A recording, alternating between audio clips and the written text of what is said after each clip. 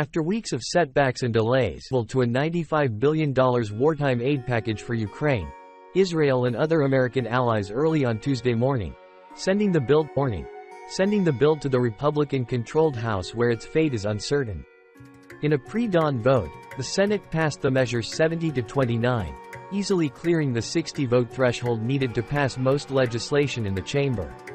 Nearly all Democrats and 22 Republicans approved the bill, which exposed deep divisions within the GOP over America's responsibility to its allies and its role on the world stage. The measure includes $60 billion in funding for Ukraine, where soldiers are running out of ammunition as the country seeks to repel Russian troops nearly 2 years after the invasion. Much of that money would go towards supporting Ukraine's military operations and to replenishing the U.S. supply of weapons and equipment that have been sent to the front lines.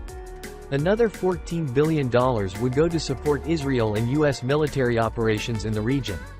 More than $8 billion would go to support U.S. partners in the Indo-Pacific region, including Taiwan, as part of its effort to deter aggression by China.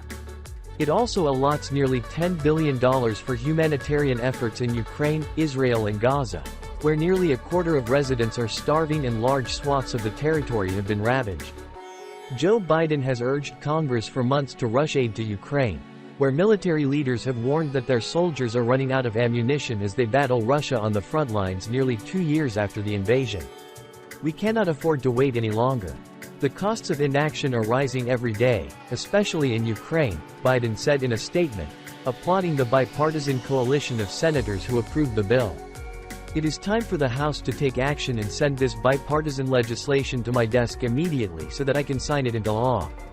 The Senate Majority Leader, Chuck Schumer, a New York Democrat, hailed passage of the aid package as a clear message to allies and foes that American leadership will not waver, will not falter, will not fail. Today, the Senate made sure that the United States is closer to meeting the monumental and consequential moment that we are in, Schumer said in a press conference on Tuesday morning. Now, it's up to the House to meet this moment, to do the right thing and save democracy as we know it.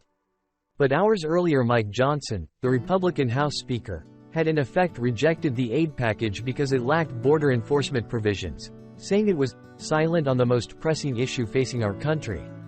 The mandate of national security supplemental legislation was to secure America's own border before sending additional foreign aid around the world, he said, adding, in the absence of having received any single border policy change from the Senate, the House will have to continue to work its own will on these important matters. America deserves better than the Senate's status quo. Johnson, under pressure from Donald Trump and his right flank, tanked an earlier version of the measure which included a bipartisan immigration deal intended to clamp down on illegal crossings at the U.S.-Mexico border. Beginning last year, conservatives insisted that the foreign aid package must be tied to border security measures aimed at curbing the record levels of migration to the U.S.-Mexico border. A trio of senators negotiated for months, finally drafting a bipartisan proposal that many conservative commentators hailed as the most severe border clampdown in decades. But with immigration poised to play a critical role in the November elections, Trump, all but certain to be the Republican nominee, was wary of handing anything resembling a political victory to the president. Border security is top of mind for many Americans, the overwhelming majority of whom disapprove of Biden's handling of the issue.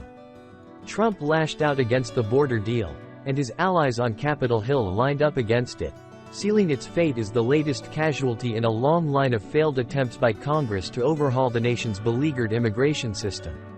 After Senate Republicans last week blocked a version of the bill that included border security, Schumer stripped it out and moved ahead with a narrowly tailored foreign aid package. Republicans demanded we tie the fate of the free world with border security and asylum reform, said Senator Chris Murphy, a Connecticut Democrat who brokered the bipartisan border deal. He accused Republicans of backing away from the deal because Trump believes chaos at the border is good for his campaign. He implored the House to act, adding, the stakes could not be higher. Senator Mitch McConnell, the Kentucky Republican and minority leader, championed the bill despite widespread hostility to the measure within his conference, fanned by Trump's opposition. History settles every account, he said in a statement. And today, on the value of American leadership and strength, history will record that the Senate did not blink. Volodymyr Zelensky, Ukraine's president, celebrated the bill's passage in a post on X, writing that continued U.S. assistance helps to save human lives from Russian terror. It means that life will continue in our cities and will triumph over war. The Senate voted after an all-night session in which a coterie of Republican opponents launched a talking filibuster and marathon speeches to delay its passage. "We're being invaded. A literal invasion is coming across our border," Senator Rand Paul, Republican of Kentucky, declared in a floor speech on Monday. And all they had time to do in the Senate was get the money, get the cash pallets, load the planes, get the champagne ready and fly to Kyiv. Paul last week voted against the bill that included border enforcement policies. Other Republican opponents included Senator Lindsey Graham, once one of the chamber's most prominent hawks and an outspoken critic of the Kremlin. But on Monday night, the Trump critic turned loyalist echoed the former president and demanded that foreign aid be given in the form of a loan.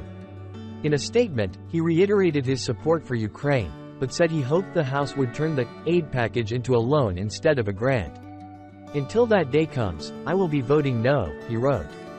A handful of left-wing senators also opposed the legislation over their objections to the inclusion of billions of dollars worth of offensive military aid to Israel as the Palestinian death toll from its war in Gaza nears 30,000. "I cannot vote to send more bombs and shells to Israel when they are using them in an indiscriminate manner against Palestinian civilians,"